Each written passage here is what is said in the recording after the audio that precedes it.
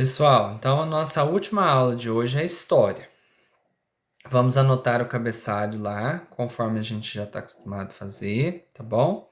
Quarta-feira, 8 de julho de 2020, aula da modalidade online. Em história, nós estamos no livro. Eu vou fazer a correção hoje das páginas 49 e 51, que é que ficou a atividade da semana passada. E nós vamos estudar as páginas 54, 55, 56 e 57. Então, nessas páginas tem alguns conteúdos e tem algumas atividadezinhas também que eu vou explicar. Então, vamos lá, página 49. Na página 49, pessoal, ficou essas três questões, essas três perguntinhas aqui para a gente corrigir. Então, nós estudamos sobre os colonos, sobre os jesuítas, né? Como que aconteceu, vieram para o Brasil e que eles faziam e tudo mais na aula passada. Então, pergunta aqui, ó, quem eram os colonos e quais eram os seus objetivos? Então, os colonos eram portugueses que vieram para o Brasil com o objetivo de ocupar a terra e enriquecer. Então, eles vieram para colonizar a nossa terra, o nosso país, né?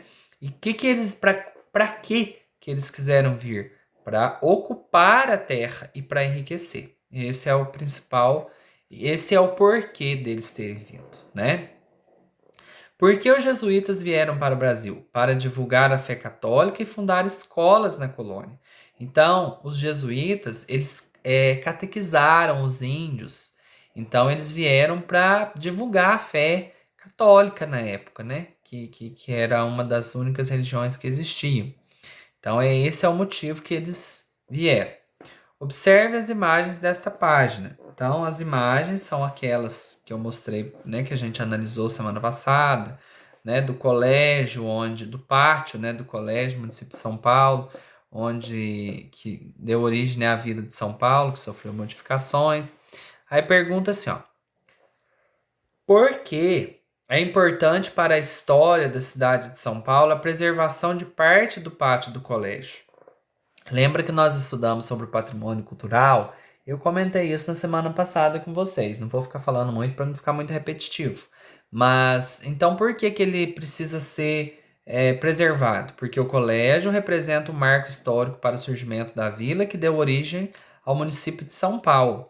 É a preservação da memória da cidade. Então, tem aluno que colocou, porque é importante preservar, que é um patrimônio, é, representa algo que aconteceu na história. Então, todas essas respostas estão corretas, tá? Tudo que está nesse sentido aí tá certo. Vamos agora para a página 51. Na página 51, nós temos aqui o número 4. Leia o texto, observe as imagens e responda as questões. Então, aqui nós temos duas imagens, né? Das partes mais antigas de Salvador, que são conhecidas como Cidade Alta e Cidade Baixa. Expliquei isso aqui para vocês o dia que a gente falou do elevador. Aí vem perguntando aqui o seguinte: em sua opinião, por que alguns dos mais importantes prédios estão na parte alta da cidade e o mercado na parte baixa? Os prédios ligados à igreja e ao poder ficavam na parte mais alta, protegidos contra eventuais ataques inimigos. O mercado foi construído na parte baixa para facilitar o transporte de produtos que chegavam ao porto. Porque o mercado, ele era e é até hoje, né? Uma fonte de vendas, né? De vendas, onde se vende e se compra. Então ele ficava na parte baixa, porque naquela época, tudo que chegava, né? O meio de transporte que trazia mercadoria, levava mercadoria, eram os navios. Então tudo chegava pelo porto. Então, ele estando na parte de baixo, ficava mais acessível para os produtos que chegavam no porto, certo? E esses outros prédios que falam aqui, né? Os importantes prédios, eles estão na parte alta, porque são prédios que vêm já desde aquela época. E por que naquela época eles ficavam na parte alta? Para ficarem protegidos contra ataques de inimigos, tá? Letra B. Quais são as semelhanças e as diferenças entre as duas imagens? Vou colocar aqui para vocês a resposta. Se vocês tiverem dúvida ou se tiver com a resposta diferente, achar que está errado, é só me falar que eu olho. Semelhanças. A divisão da cidade em duas partes, alta e baixa. Então isso não mudou, né? Tanto no antigo quanto no atual, continua essa divisão, né, da parte alta e baixa. E a localização das imagens, porque assim, se a gente for olhar geograficamente, né, a localização é a mesma, não alterou, não mudou. Diferenças: os barcos e a presença de novas construções, né? Então aqui a gente vê como que eram os barcos. E aqui a gente vê quantas construções que tinham, né? Aqui era mesmo só os prédios principais, né? Onde ficava o porto e tudo mais. Agora aqui já tem muito mais construções. Salvador continua dividido em duas partes, como no início de sua construção? Justifique. Sim, ao observar a foto e ler o texto, é possível perceber atualmente a divisão de Salvador em cidade de alta e baixa, assim como no início de sua fundação. Não precisa a resposta estar igual à do meu livro, tá, pessoal? Vocês colocaram sim. Ao observar, vemos que tem a parte alta e a parte baixa que prevalece até os dias atuais, está correta. Sim, continua ainda dividido em duas partes, alta e baixa, como antigamente, está correto, tá? A resposta tá certa, não precisa estar igual está no meu livro. Se ainda tiver dúvida, ai, não sei, né? É só me falar que eu vou olhar. Apesar que muitos já mandam foto, eu já olho. Se eu não falo nada na foto, gente, é porque a resposta tá certa. Quando tem alguma coisa errada, alguma coisa escrita que precisa consertar, que precisa corrigir, eu aviso, tá bom? Agora, nós vamos dar sequência ao nosso conteúdo. Nós vamos lá para a página 54. A página 52 e a página 53 é uma atividade que nós não vamos fazer agora, tá? Nós vamos lá para a página 54. Bom, na página 54 nós vamos, né, continuar aí com o nosso conteúdo, mas nós vamos iniciar um novo capítulo, que é o capítulo 3. Nós vamos falar da ocupação do espaço por meio do comércio, o bandeirante e a busca por riquezas. As primeiras vilas e cidades do Brasil foram estabelecidas próximas ao litoral. Para ocupar o interior e expandir as fronteiras territoriais da colônia, eram realizadas expedições como as bandeiras. Durante cerca de 200 anos, grupos de colonos paulistas organizaram as bandeiras em direção ao interior com o objetivo de capturar indígenas e encontrar ouro, prata e outras pedras preciosas. Seus integrantes receberam o nome de bandeirantes. Os colonos paulistas que integravam as bandeiras eram geralmente agricultores, pequenos comerciantes e aventureiros. Havia um grande número de colonos mamelucos e poucos colonos brancos. O que significa mameluco? Pessoa com ascendência indígena e branca, tá? Os indígenas capturados eram aprisionados e escravizados para trabalhar nas lavouras, em serviços domésticos, nas próprias bandeiras e como guias. Sem eles, portanto, não haveria expedições. Os bandeirantes também contavam com o apoio de aliados indígenas para ajudar na captura de povos inimigos. Os bandeirantes costumavam parar para repousar em locais considerados seguros que acabavam virando ponto de parada e de descanso para outras expedições. Aqui a gente tem duas imagens. Essa aqui, ó, bandeirantes, né? Eles andando. E aqui nós temos mamelucos conduzindo prisioneiros índios. Então, olha, eles prendiam, né? Os mamelucos, eles tinham ascendência indígena e branca, né? Era um tipo de mistura, vamos dizer assim, né? Então, aqui nessa primeira partezinha que nós acabamos de fazer a leitura, fala das primeiras cidades que foram formadas no Brasil, as primeiras vilas, né? Foram estabelecidas próximas ao litoral. Por quê? Lembra que a gente viu lá no comecinho que a colônia ficava por ali, né? E aí eles fizeram algumas expedições que foram chamadas de bandeiras. Essas expedições nada mais é que a busca, né? Sair pelo interior do Brasil afora, como por exemplo na época vieram aqui para o nosso lado, né? Nós que somos aqui de Minas, né? Interior de Minas. Então essas bandeiras, esses bandeirantes, que eram essas pessoas que saíam capturando os índios, escravizando, aprisionando para que eles trabalhassem nas lavouras, nos serviços, né? E até mesmo para guiar as expedições, né? Que eles faziam, as bandeiras, porque os índios conheciam por onde estava passando, né? Esses bandeirantes, eles tinham essa função, certo? E além disso, qual que é o principal objetivo, o principal foco que a gente vê nisso aí? Busca de riqueza, né? Eles saíam, por exemplo, aqui em Minas Gerais, a gente tem um histórico de muito ouro, né? Tinha muito ouro no passado. E esse ouro ele foi muito explorado, ele foi retirado, ele foi levado embora para Portugal, né? Então os bandeirantes eles tinham essa função. Eles saíam para poder capturar e achar e encontrar riquezas, tá bom? Vamos agora para a página 55. Então aqui a gente tem mais uma outra imagem de uma representação atual de acampamento de bandeirantes há cerca de 400 anos. Então olha para vocês aí, ó, prendiam os índios, escravizavam, todos com arminha na mão, né? Os índios lutaram contra a escravidão e a perda de suas terras. Em geral, esses confrontos resultaram no extermínio de grande número de indígenas e na escravização de outros. Então, quer dizer, nesses conflitos, muitos índios morreram, muitos mesmo. E alguns que não morreram foram escravizados, como vocês podem ver aí, né? Foram colocados para trabalhar à força. As maiores consequências das bandeiras foram a descoberta de minas de ouro, a expansão territorial da colônia e a escravização e morte de milhares de indígenas.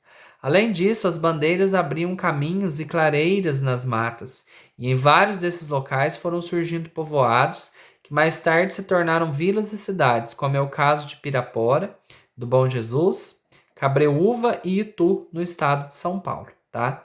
Então aqui tem alguns exemplos de cidades, né, que foram formadas bem antigamente nessa época.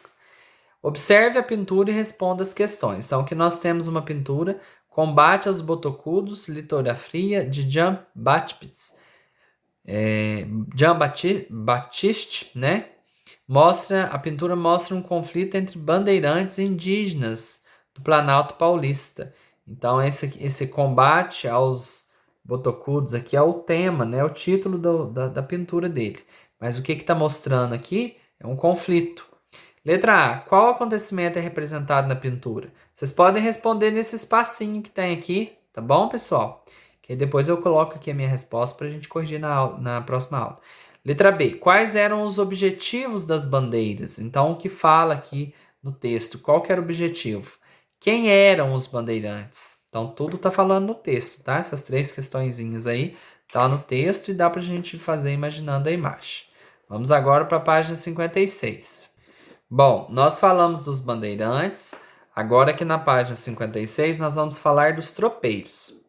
Há cerca de 300 anos, as regiões de mineração de ouro e de pedras preciosas começaram a ser descobertas. Entretanto, nesses lugares não havia produção suficiente de alimentos, de roupas, nem de ferramentas de trabalho para a população.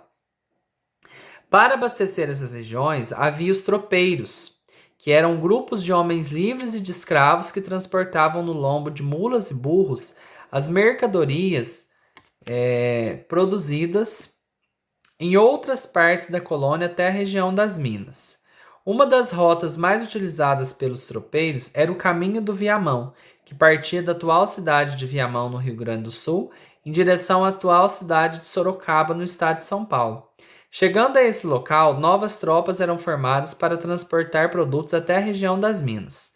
De lá, partiam outras tropas que levavam ouro e pedras preciosas até os centros comerciais próximos aos portos para exportação. Os pousos eram locais de descanso dos tropeiros e ficavam próximos de rios onde existisse pasto para alimentar os animais. Muitas vezes os tropeiros permaneciam nos locais de pouso por até 6 meses. Por isso, nesses lugares desenvolveram-se feiras e vilarejos que mais tarde deram origem às cidades. Aqui tem uma imagem: caravana de mercadores indo a Tijuca, uma gravura de Johann Moritz Rogendas, 1825. Então aqui tem uma imagem desses tropeiros, né? Como vocês podem ver. Então, quem que eram esses tropeiros e qual que era a função deles, né?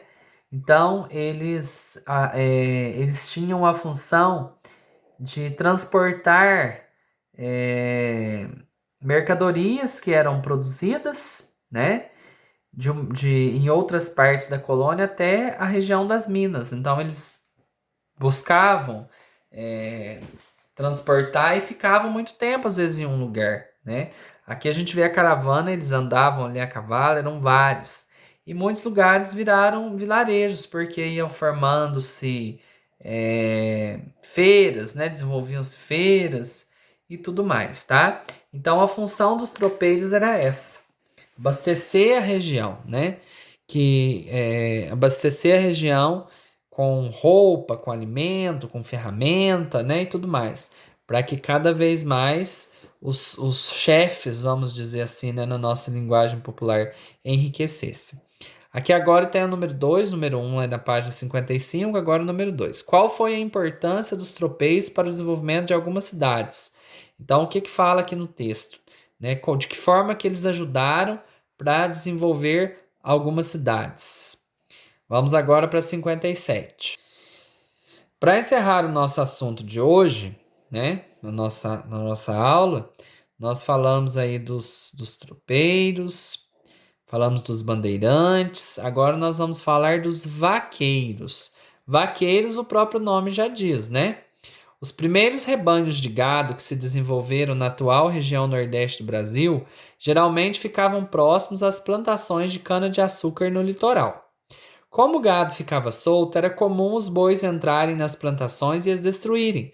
Para manter os bois longe das plantações, eles foram levados ao interior e, com o tempo, foram instaladas fazendas de gado. A grande maioria das fazendas de gado era estabelecida em regiões próximas a rios. O Vale do Rio São Francisco, por exemplo, foi ocupado por causa da expansão da pecuária.